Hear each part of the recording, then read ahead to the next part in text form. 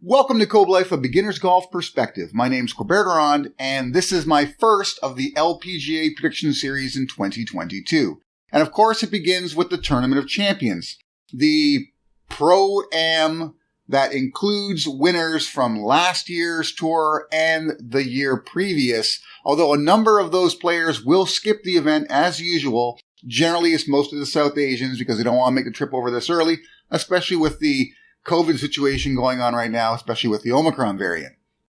But it has been moved and has a new sponsor. So it's now at Lake Nona, which is significant because that's where the Gamebridge LPGA event is held. And it's got Hilton Grand Vacations as the new sponsor. It's not a huge purse. It's generally a welcome to the LPGA kind of season event. Like I said, it's a celebrity pro-am. I've always got my money on Smoltz when it comes to who's going to win on the celebrity side. But I want to go over who I expect to see do well in this particular tournament. And I'm going to go with 3 favorites, 3 dark horses, and a sleeper. And like I've mentioned in previous years, there isn't really a true sleeper at the Tournament of Champions because these are LPGA champions. This year, it's a little different. They've added one additional player, honestly, I think for the star potential and the amount of eyes it's going to bring, and that's Michelle Wie West. Even though she is not a winner from last year or the year previous, she did miss a season due to mat leave, and on top of that, you've got the sort of expunged season because of COVID, so although her last win was in 2018, they're allowing her to compete. Whatever, the more the merrier. It's a small field, no-cut event, so why not?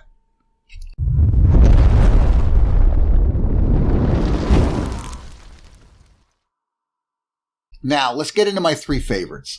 And it begins with the obvious favorite, which is world number 1, Nelly Corda.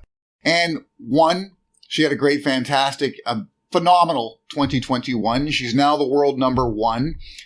On top of that, she won the Gamebridge last year, which is held at Lake Nona, which is now the location of this event. So this is a very familiar course and friendly course to her. It's actually a course that favors bombers, and that's going to factor into a few of my additional picks. So I really like Nelly here. Next, I'm going to go with NASA Atoka. And NASA Atoka looked great, especially the second half of last season. She finished second to Jin Young Ko in the CME Tour Championship. So she's looking great right now. She hits it long. She hits it controlled. Lake Nona is going to be a good fit for her, so why not? Right? And third, I've got Lydia Ko. And Lydia Ko, again, just like NASA Atoka, had a great second half of 2021, has moved herself up to number 3 in the world. She's kind of getting back on that roll of things that we expect from her, given her ability. And she actually finished second to Nelly Corda at Gamebridge last season. So all 3 of them are easy picks, really. These are easy picks to make for this particular event. It's going to come down to whether or not they find they find their form at the beginning of the season and how seriously they take the event, because sometimes this is more of a fun event than a competitive one, although we'll see who comes out to actually try and win it. Now, in my dark horses, I'm going to begin with one of the bombers that appeared on the tour last year, and that's Yuka Sasso, right? Yuka Sasso, total bomber, won the U.S. Women's Open. She's got to be just amped to start this season on a high note. She didn't play that many events this year. I'm hoping to see her play a larger number of events this particular season. So we'll see what happens there, but this should be a great fit for her. I like Yuka Sasso. For the same reason, like Ataya Titaku, again, another major winner. She won the ANA Inspiration. Another bomber. We're talking great fits here. And a couple of players who are young, hungry, and probably looking to get a good start to the season. And my third is Jessica Korda, because Jessica Korda is actually the defending champion of the Tournament of Champions, albeit was on a different course, different sponsor, but she has the game to do well here. This is another great fit for her. She's another bomber, and I expect her to get back into top form, right? Especially faced with all the attention her sister Nelly gets. I like Jessica here to get the season off to a great start and to carry it on through. I really like Jessica this year. Now I'll get into my final sleeper. And again, you really don't have sleepers at the Tournament of Champions, but for me, it's Ariya Jutanugarn. Arya Jitanagarn won twice last year, and it went mostly unnoticed by a lot of people, partially because one of the wins was in her homeland of Thailand, and there was a lot of players missing from that particular tournament. And she doesn't have the same dominance she used to have, so the cameras are kind of off her a little bit. But I like Arya to build on what she did last year, to continue on, and she's a member at Lake Nona. She's got to be familiar with this course, although take that with a grain of salt. Okay, Lydia Ko's a member there too. It's just, these players are members at a lot of different courses, and a lot of the big courses on tour. So just because they're a member doesn't mean this is the course they play all the time. We don't really know how often she plays it, but she's got to be comfortable there. And she is a bomber, although to not the same extent as some of the other players I've mentioned, because she's had some issues with the big stick over the last couple of seasons. But I do like Arya to potentially surprise at the beginning of the season. And those are the players I'm going with. Now, I want to go over who my 5 players will be for my season-long bets. And I'm going to kind of leave one up to you in a way, because I've got 5 people I selected, but there's one additional player that maybe should be in there in place of somebody else. And I'm going to allow you to debate upon that in the comments. Give me your reasons why maybe I should include her over somebody else, or am I right to leave her off? But here are the 5 players that I've selected for my season-long bets. And it begins with number 1, Nasa Atoka. Nasa Atoka, this is a respect thing, okay? Because I was down on her to begin the 2021 season, and she really proved me wrong. She proved why she's a top 10 player. She played fantastic the second half of the season, and I expect her to continue with that momentum and really build into 2022. I want to see her win early, so my money's on Nasa Atoka. Number 2, I've got Yuka Sasso. Yuka Sasso looked fantastic last year. Fantastic. In the limited number of events that she played, she just looked phenomenal. She won the major, the U.S. Women's Open.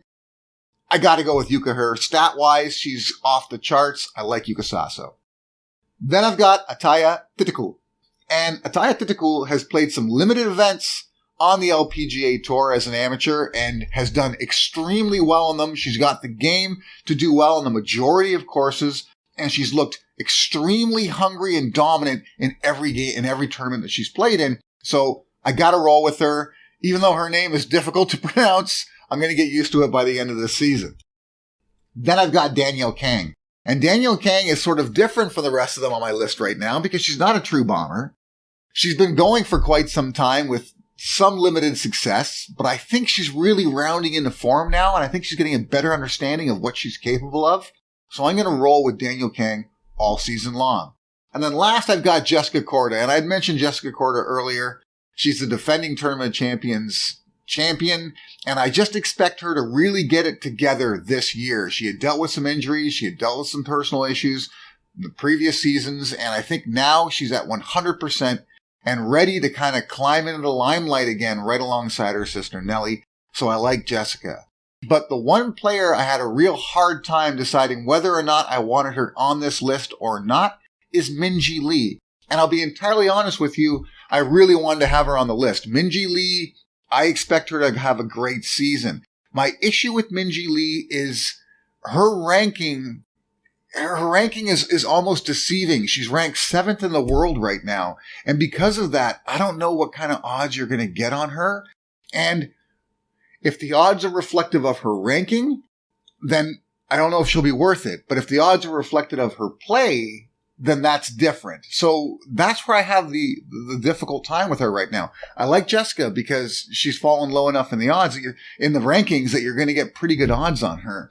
Same goes with someone like Ataya Titaku, because she's a real rookie this particular season. You're probably going to get great odds on her to start. Yuka Sasso, Nasa Atoka, you're not going to get the best odds on them, but they've already proven themselves fully that they could be worth slightly less odds because you expect them to do well on a tournament-to-tournament basis. Whereas with someone like Jessica, she may have some ups and downs. She may peak here and falter elsewhere, but that's okay too because you'll get good odds. So that's my issue with Minji Lee.